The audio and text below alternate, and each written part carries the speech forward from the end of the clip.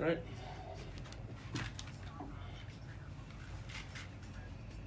Ready, Jerry?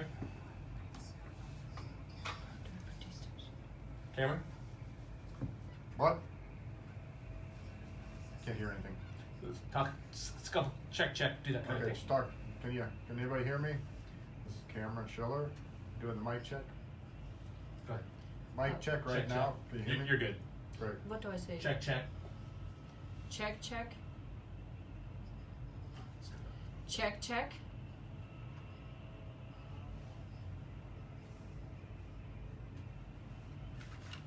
Perfect. We won't hear the commercials over, so so Wait, I didn't know my. I know. What's he saying? I'm talking. So again, the volume is where it plugs in to the board down here. All right. There's volume, and so you can turn it up and down. Where this plugs in, there's two knobs. Oh, okay. Yeah. Yeah, go and find one knob. Well, it's I'll there's like look at one knob. like there's the big knob, then there's one next to it that actually moves as well. I think they're left and right, but Yeah, well, I'm not going to. don't want to mess with it. Yeah, mess with it too much. I just.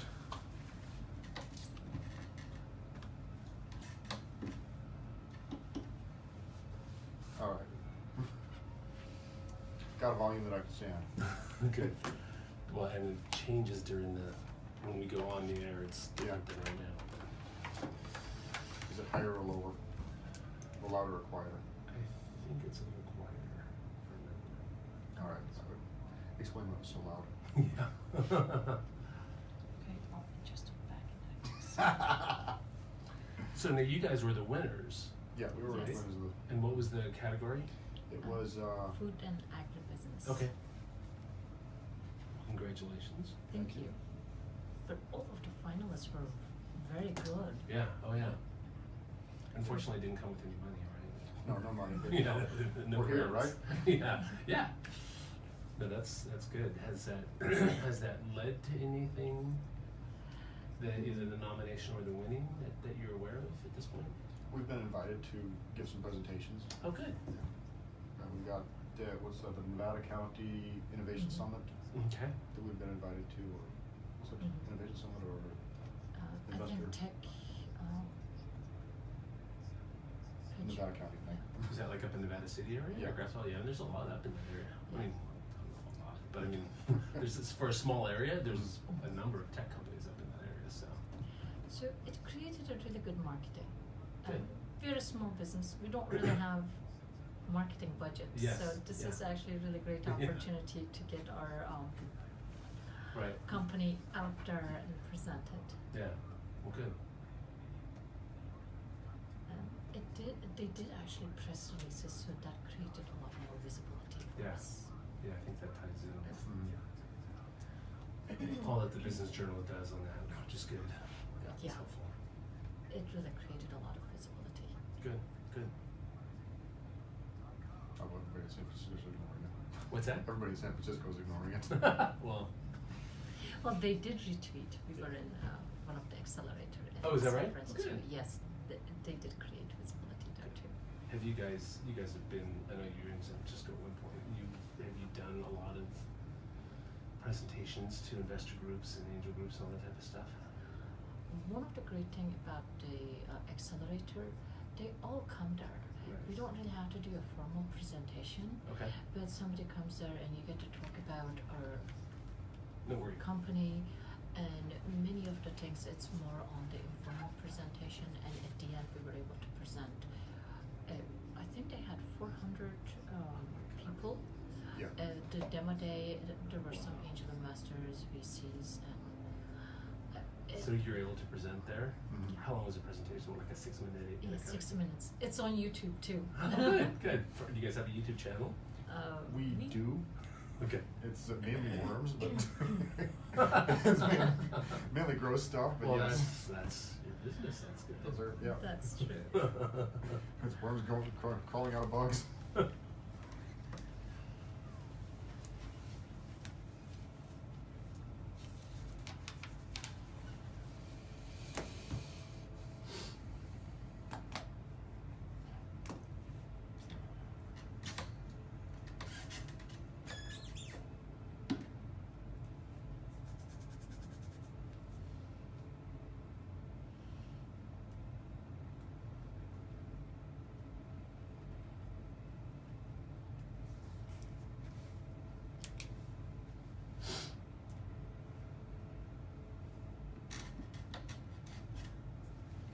Good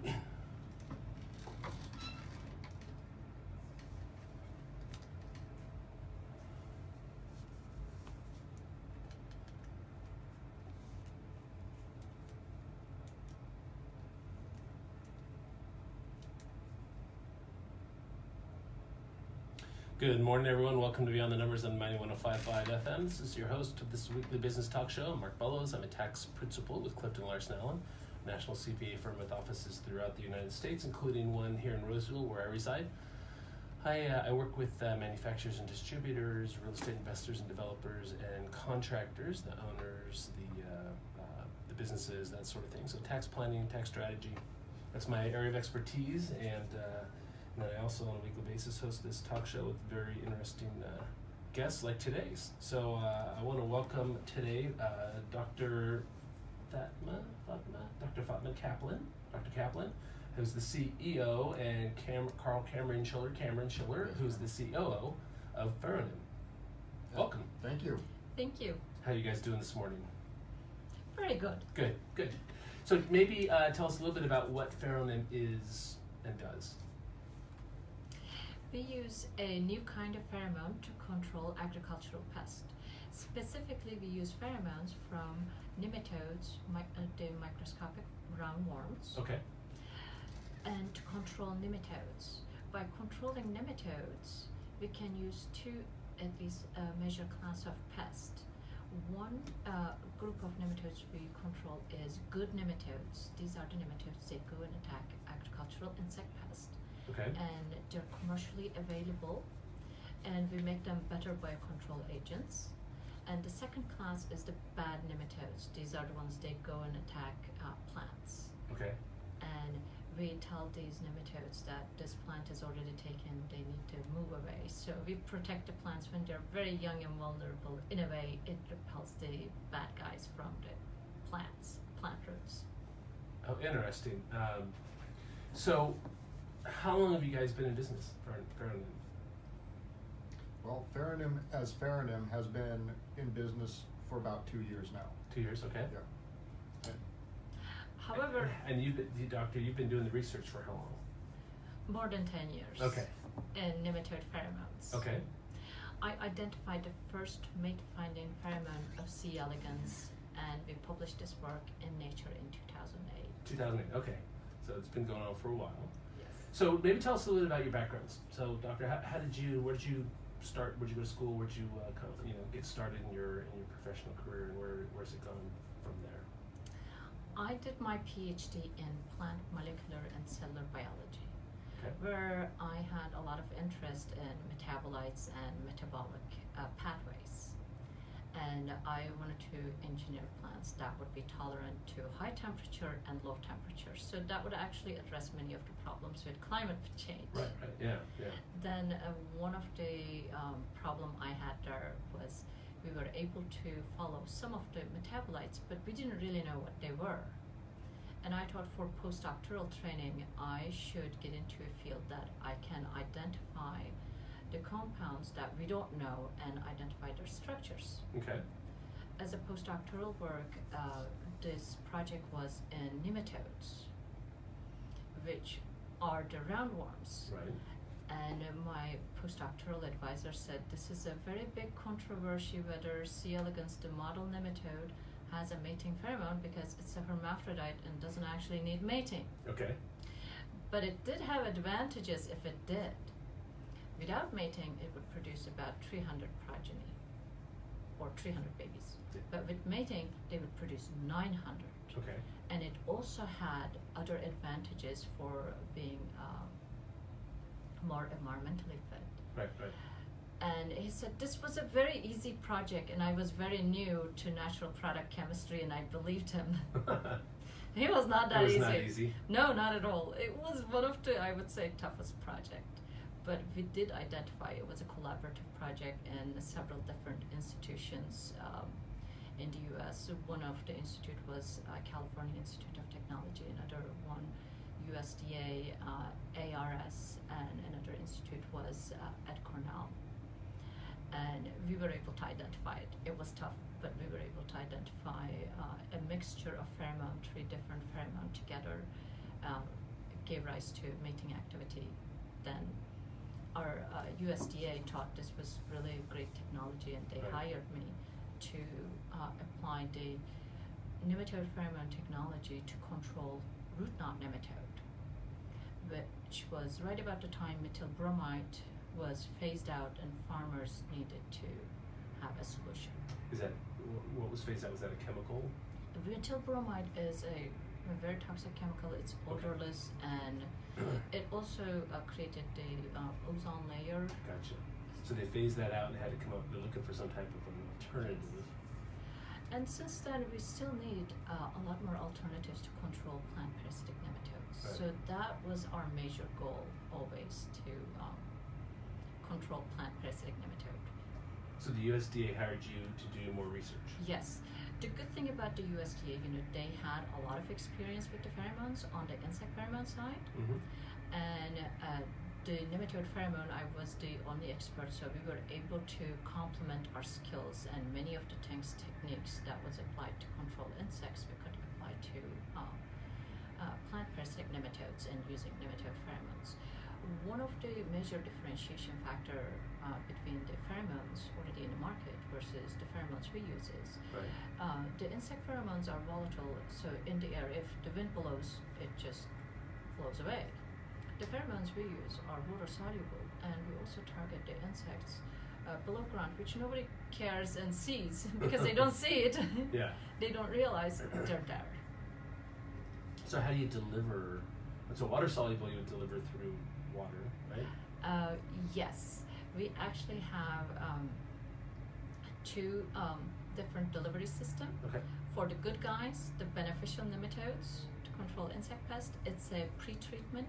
When farmers receive the good nematodes, they put them in a small container to rehydrate them. That's the time we add the pheromones. So once the nematodes are activated, then they put it in big tanks, then spray it as they used to. Okay.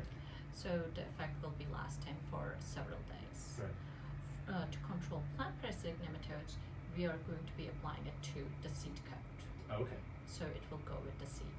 Gotcha. So the delivery method, did that take some experimenting to figure out what was the best way to do it? That's a very good question. We thought about it, how to deliver. One of the goals we had was we didn't want to add too many steps. Right.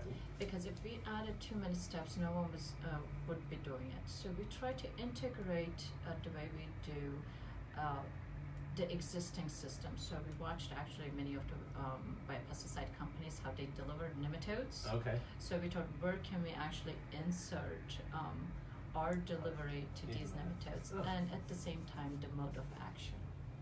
Gotcha. Well, that's interesting. So we got to go to commercial break. When we get back, we'll talk about continuing conversation with Dr.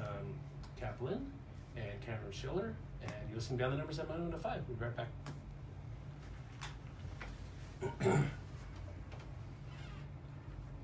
So, where'd you go from USDA?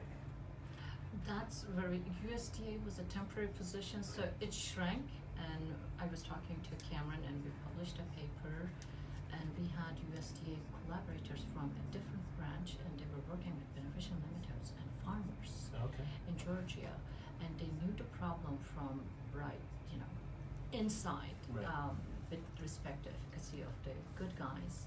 And they said, well, are you interested? And we think it has a potential. I thought it has a potential. Now I have other people who work with the beneficial nematodes thought it had a potential. They said, are you interested in pursuing? And I said, yes. So let's write a grant. So USDA was shrinking, and I talked to Cameron about it. He says, well, we can still write the grants. We can start a company.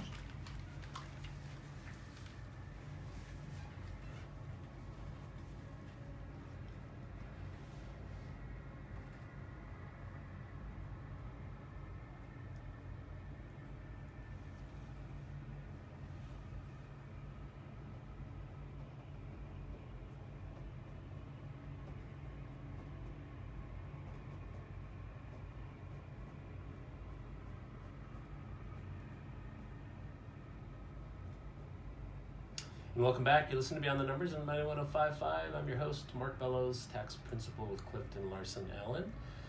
And if you want to get a hold of me at my office, the number is 916-784-7800, or you can email me at mark.bellows@claconnect.com.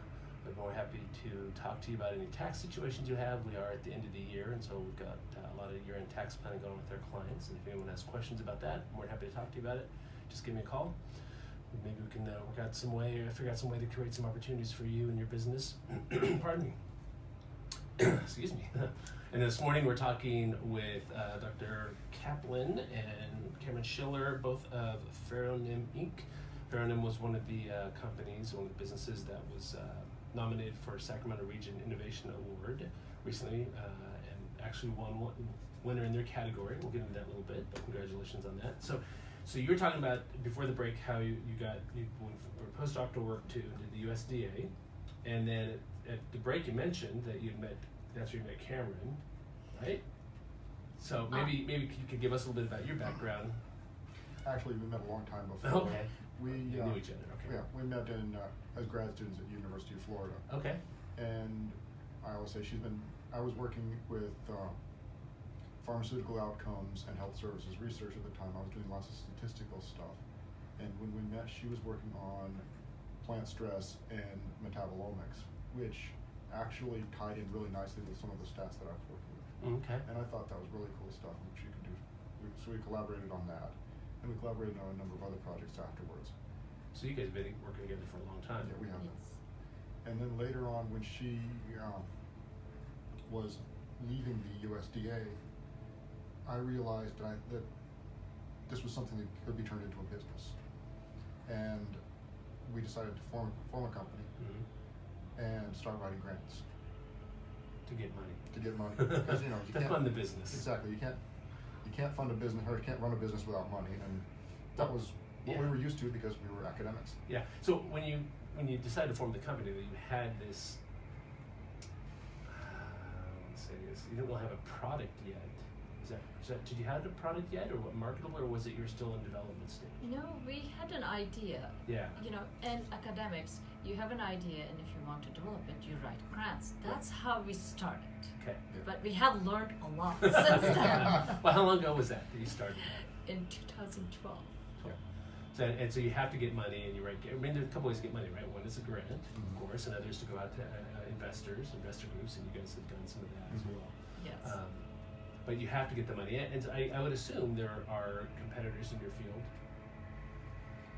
Is that a fair statement? Or you guys are really the only ones? We are the only company in the world that makes products dealing with nematode pheromones.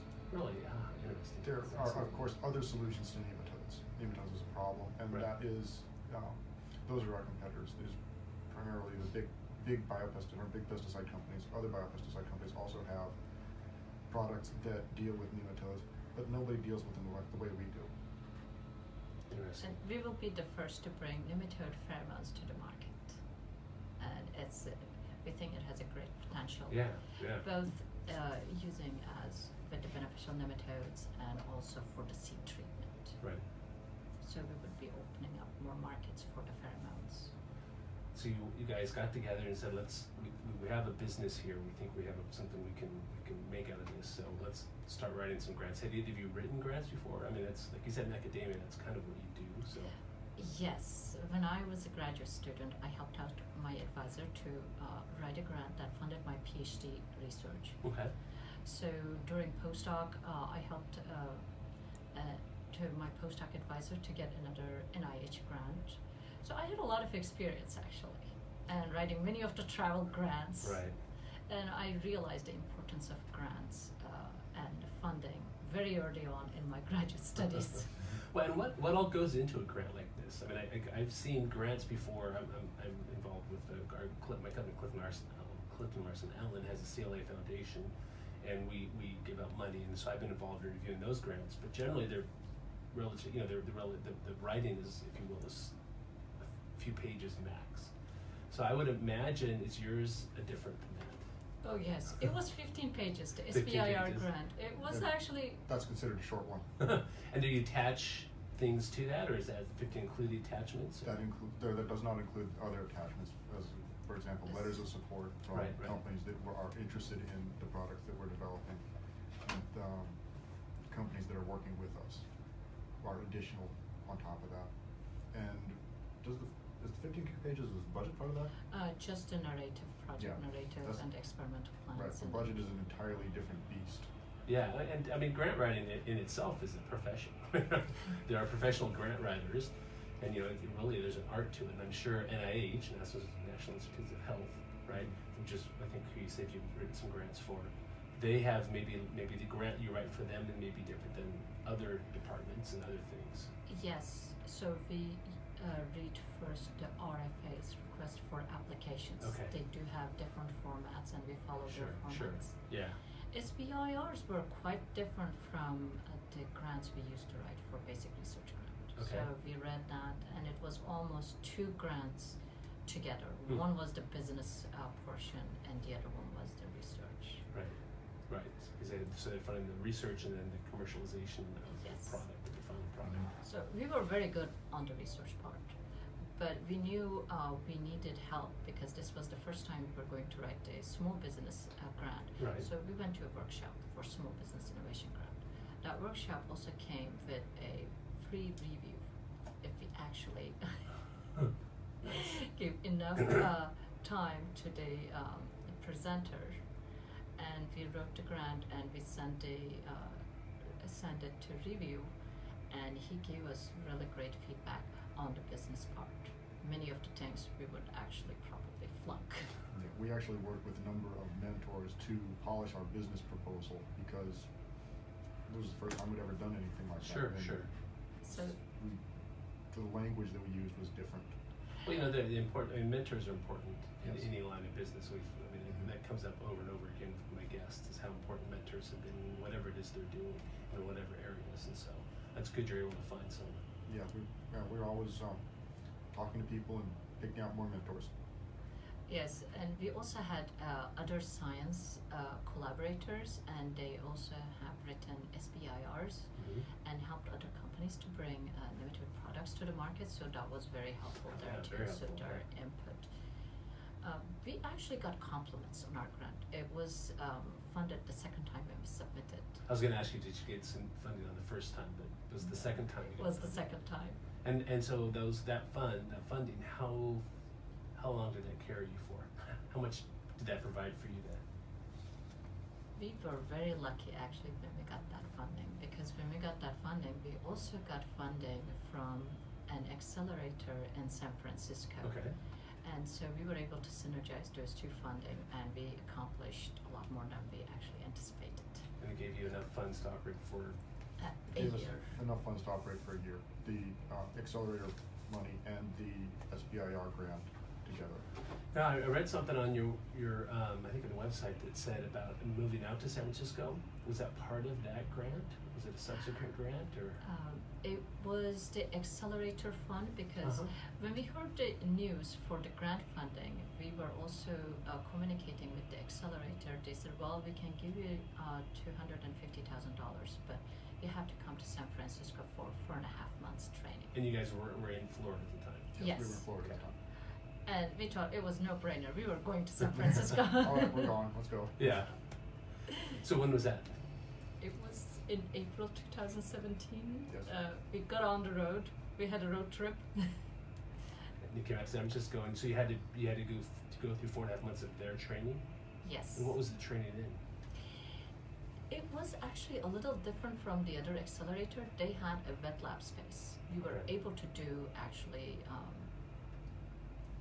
a lab work beside the business, and it was really great because there were a lot of investors and companies from all over the world they were visiting. So we had the opportunity. We didn't have to go out and search people to talk about our product. People were just pouring in there.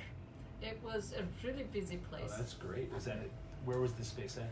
This is Indy Bio in San Francisco. Okay. They're located right in downtown San Francisco. And they had networking events in addition to that, so it was really great. We got to talk. We actually met one of the seed company there, and it wasn't just the local U.S. It's from all over the world. International level. International. What a great experience for you guys. A great exposure. It was great. It Yeah. was. We really enjoyed it. The people and the companies we met there were really great, and they helped us a lot. And so this accelerator, you got into that 4.5 month, but that was through a grant process from the accelerator itself? No. It's the funding from the accelerator. It It wasn't a is. grant. Okay, It was gotcha. a Gotcha. We applied, or we were introduced to them, we applied to the program, and they accepted us. They thought we had some great potential. Nice. So it was an investment. Gotcha. Mhm. Were there others? So you said seed companies, let's say a seed company came on with this. So were there others in the ag space in that accelerator? They did have, well, Or biotech? What do you guys, are you ag or are you biotech? We're a little Biotech or- both. Okay. Yeah, We're we- ag biotech. yeah, we're ag biotech, exactly. We're doing things that involve biotechnology, and we're applying it to the agricultural sphere. So I imagine there, in that area, could have been biotech, other biotech companies. Oh, Were yes. other ag companies as well? I mean, this is an ag area in Northern California as it is, so. They usually have a couple of ag companies. Okay. They do have food companies, and they do have medical companies too. Mhm. And it was a very diverse group. We actually got to know a lot of other companies, and we were bonded. They usually have 15 companies that are a co-working space for the, actually both a lab Yeah, a and co-working lab and a a co-working space. office. So for 4.5 months, and we shared our experiences. Well, did all of you start at the same time? Yes. Yeah, Okay, it so you're was- all- it's a batch kind of system. It's like That's a great idea. Y Combinator, Yeah, yeah. where they bring in a batch of companies and Right. they run them through this program where you look for your market and you fine tune your product, and you know, in the case of IndieBio, we do whatever science we need to prove that we're actually not crazy. And that's what we did there. We called potential customers. We talked with funders. We talked with businesses that we could sell to. We actually met one of the partners that we're developing our seed coat product with Mhm. in IndieBio. They came down, started talking to us.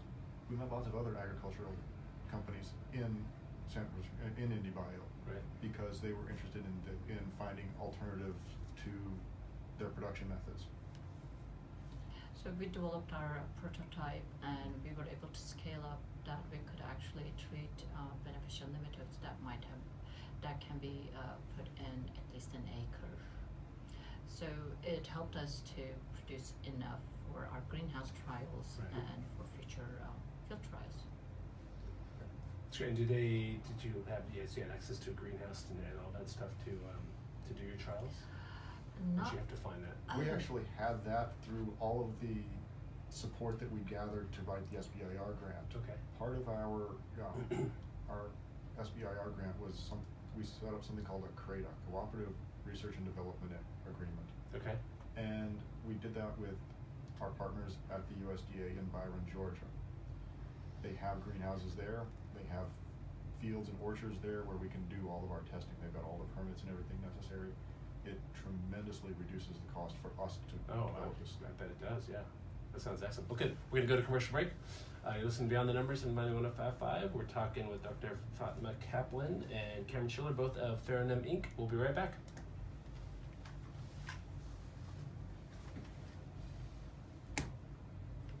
See, time flies. Yeah. Yeah, it does. So, are either of you married, family, kids, anything like that? Yes, we are. Yeah, we're married. Together? Yes. Oh.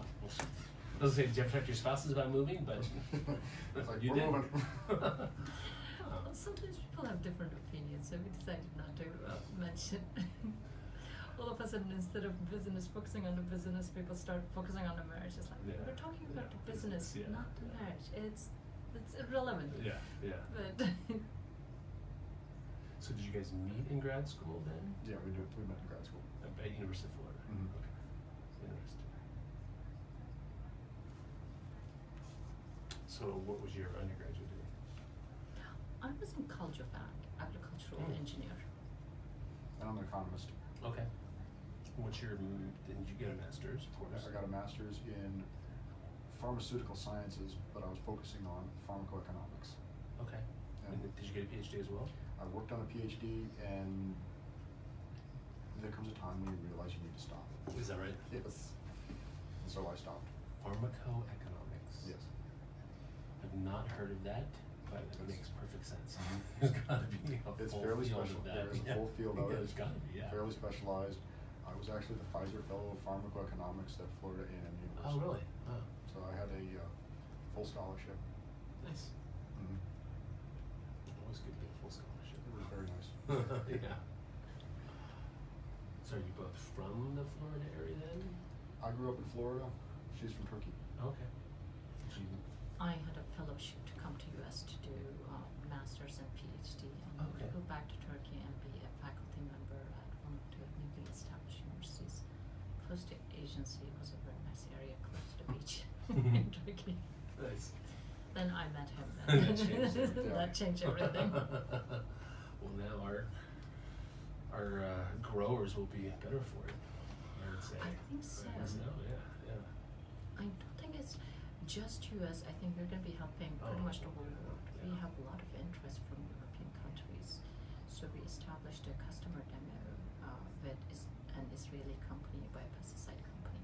And there's another European company who's also interested. So we visited them recently. And would it be a bio? So there's, I think pesticide, I think chemical, but it's a biopesticide, so it's a non-chemical based pesticide. Which is Pheronym yeah, based. Yeah. Okay. We got a minute. Okay. Wow. Fascinating. It goes past. Yeah. This is our longer commercial too. The next one will be short. Oh, I gotta give you guys a website. So I'll give out the website. Any other contact info you want me to give out? Phone numbers, email, anything like that? Website is good. Your website is good. It's actually the website's got all of our other contact information on it. Mhm. Perfect. We have the team there. Yeah, we have my phone number.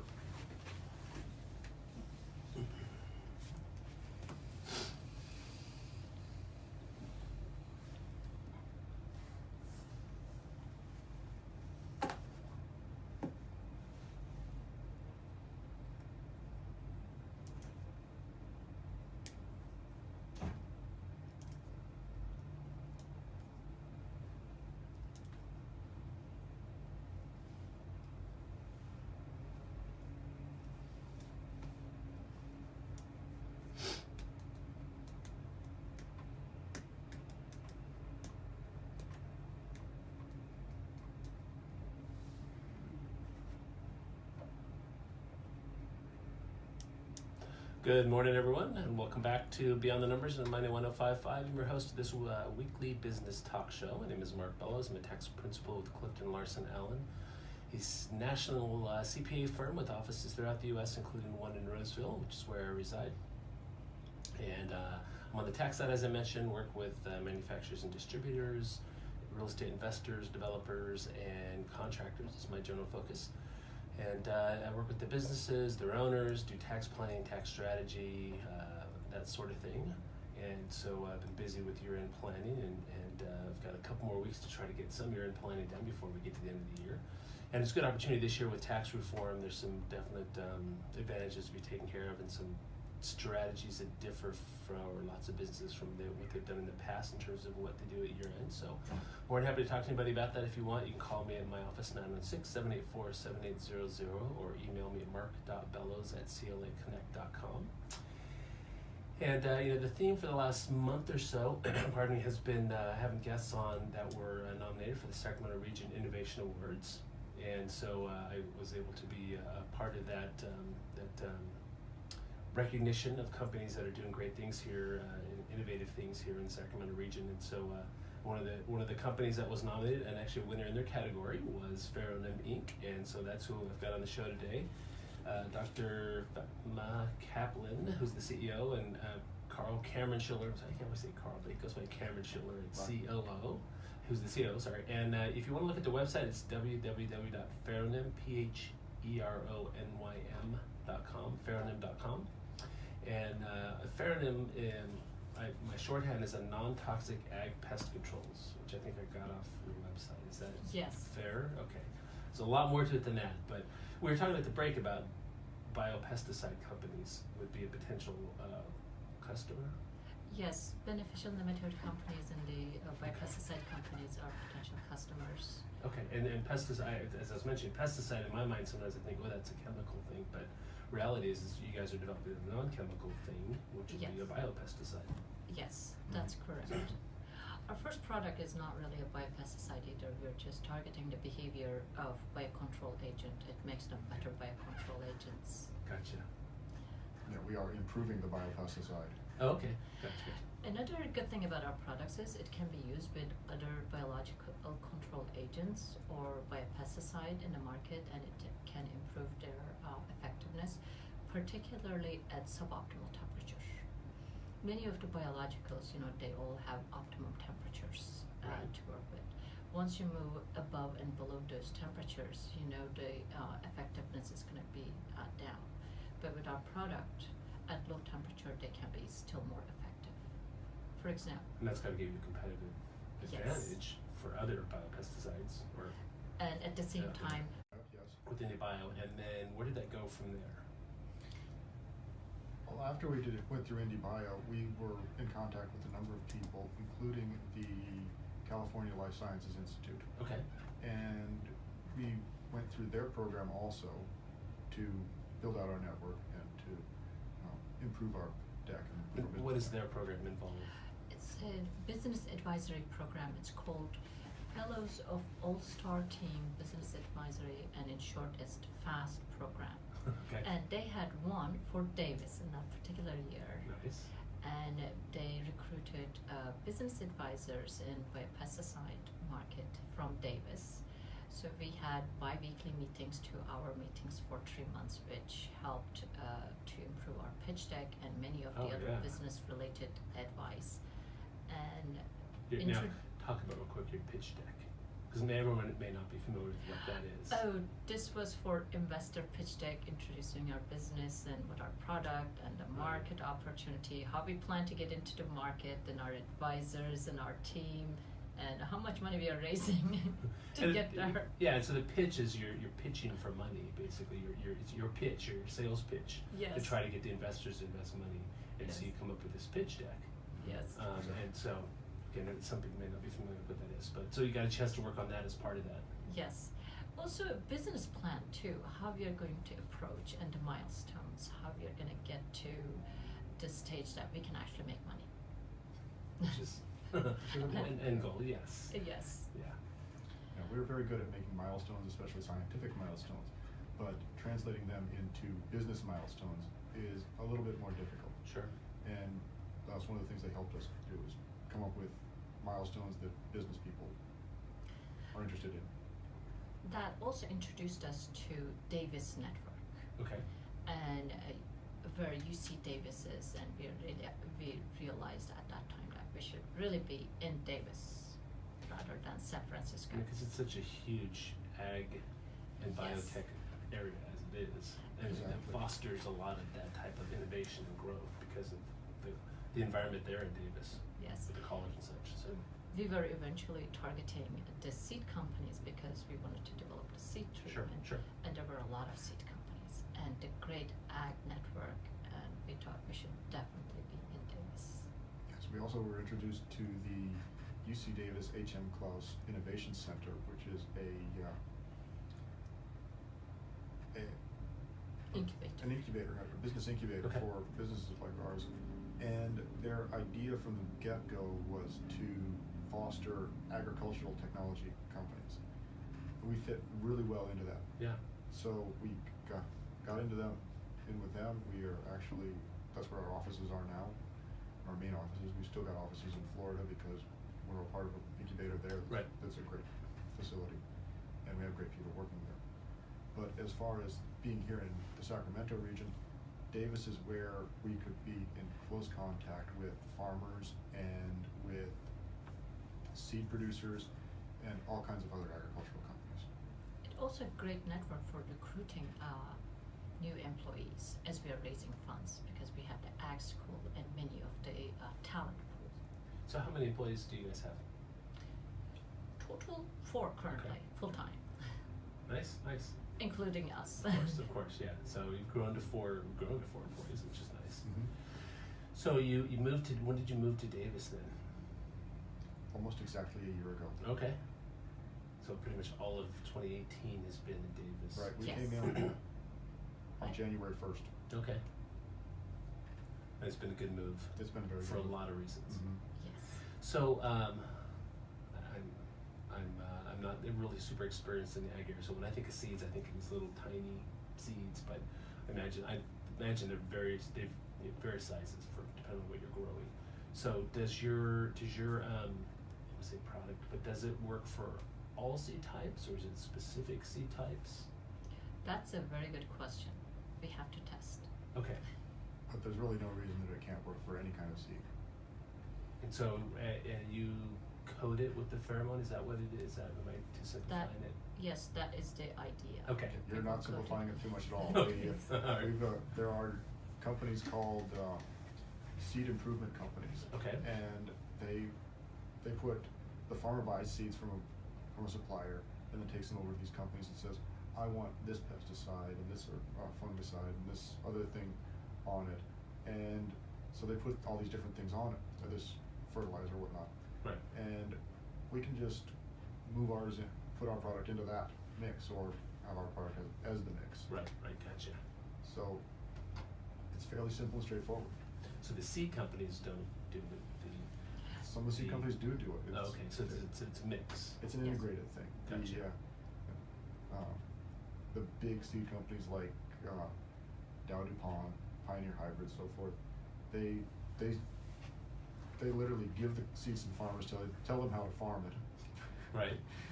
Help the farmers monitor it while it's going, and then farmers get to harvest.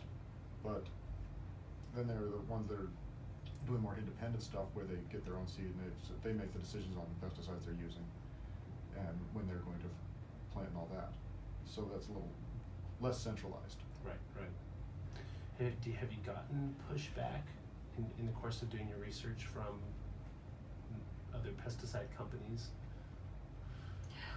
Any concerns thinking, we don't want to, we don't want you to take away our market share? I mean, I know that it's going to be out there, but I'm just curious if you guys have seen that. No, not Most of them yet. haven't. They were actually very enthusiastic and very helpful. And we actually got a lot of helpful suggestions from one of the seed company, we'll say H.M. Klaus, and we were sitting down and how we could H.M. Klaus actually- is itself a global seed company. Okay. and they were very excited about it, and they actually showed how the seedlings are planted, because one of the area we thought we might be able to use it for seedlings, and they have a breeding fields behind the incubator, and we got to see how they actually plant, as opposed to just imagining Right. how we can use this product and how we can integrate versus, this is how it is done. Now we know the process. Now we can think of how we can integrate our product. Oh, gotcha. All right, we're going to take a break. You're listening to Beyond the Numbers. We'll be right back. Yep, and that actually put us into an idea for a new application. Oh, really? Yeah. Something you can talk about at this point? Yeah. Okay, good. We have gotten actually very supportive Well, that's good. feedback, and from the beneficial limited companies too. And we haven't even gotten to the beneficial limited companies. Sometimes when you're looking at a change in something, I know you can get pushback right from the existing ones. Certainly. Here's what happened. We would have gotten that, and actually with the insect treatment, the beneficial limited, we kind of did, and the VCs would say, we're not interested, there are plenty of insect control. Europe banned a large class of insecticides. Right. Now they don't have a solution. Yeah, They're so now all, they- so when can we use it? That makes sense.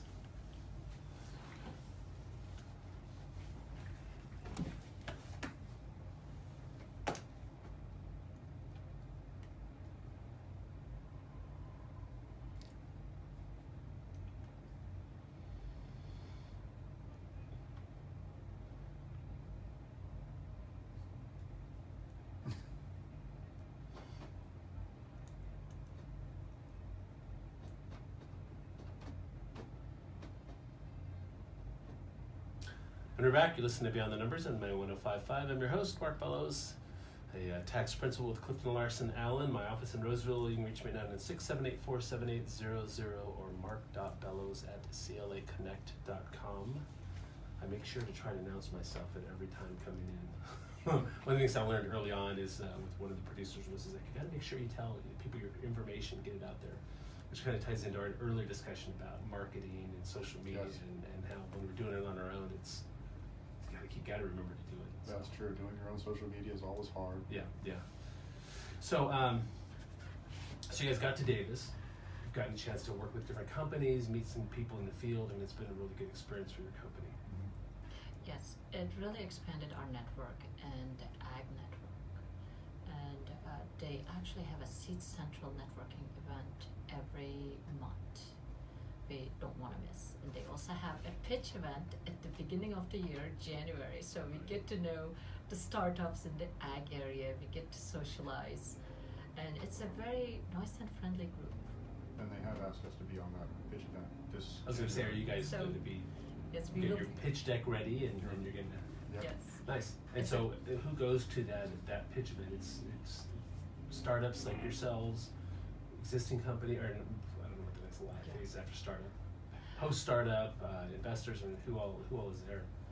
There were many of the scientists and the employees of the seed companies. Those Yeah. are the ones actually we met people from Monsanto, Okay. from Dow, Bayer, many of them in the area. And we met UC Davis professors Yep. And the people who work at UC Davis too. Right. More than just professors. and the students and postdocs. So it's a really great networking area for finding investors, finding potential employees. Right, yeah. And when's the next one coming up? It's in January, I think January 12th. It's about a month away. Yes. Well, good luck on that one. That'll Thank be you. exciting. So excited for you guys. Your second, you did it last year, right? Yes. So it'll be your second year going through it. So yeah, it's Yes. exciting. So we kind of we've talked some about the application of it, and I think when we went to break or right at break, you said we haven't talked about that yet. What was that? Well, we had as we were watching how the tomatoes were being planted, because everybody kind of imagines tomatoes, they just put the seeds in the ground, they grow up. That's not how it works anymore. They grow the seedlings in greenhouses, and then Right. they plant the seedlings out in the fields using the planters pulled behind tractors. And it's a pretty complicated process, but one Right. thing that happens is the plants are given a shot of fertilizer and other stuff, pesticides and so on, and water all at once when they're put in the ground. And this helps them get a good start. Mm-hmm. We've always been thinking about treating tomatoes for root knot nematode, because root knot nematode is a tremendous pest of tomatoes.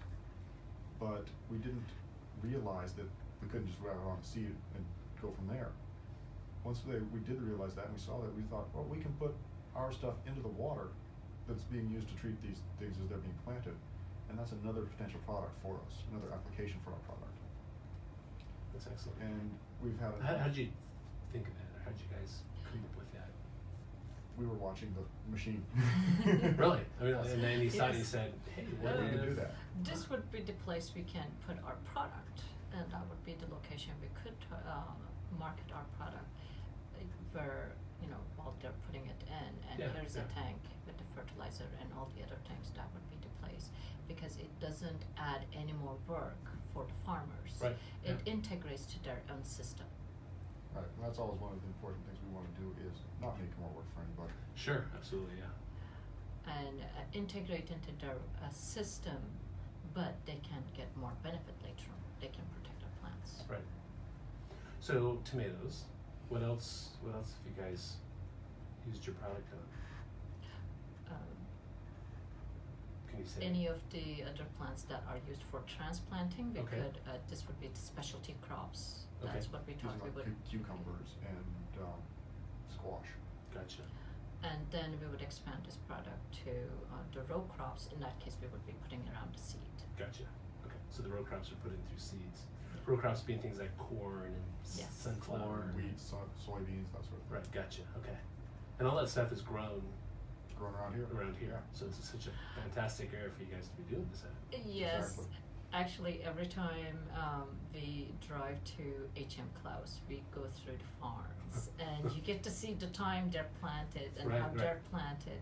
Sometimes we stop the car and watch it how they do it, and you get to see their harvest. and we sit down and think, oh, this is how it is done. Then, as opposed to just imagining how this thing is working, oh, we actually have a live demo. Yeah, so you can actually see how it's done.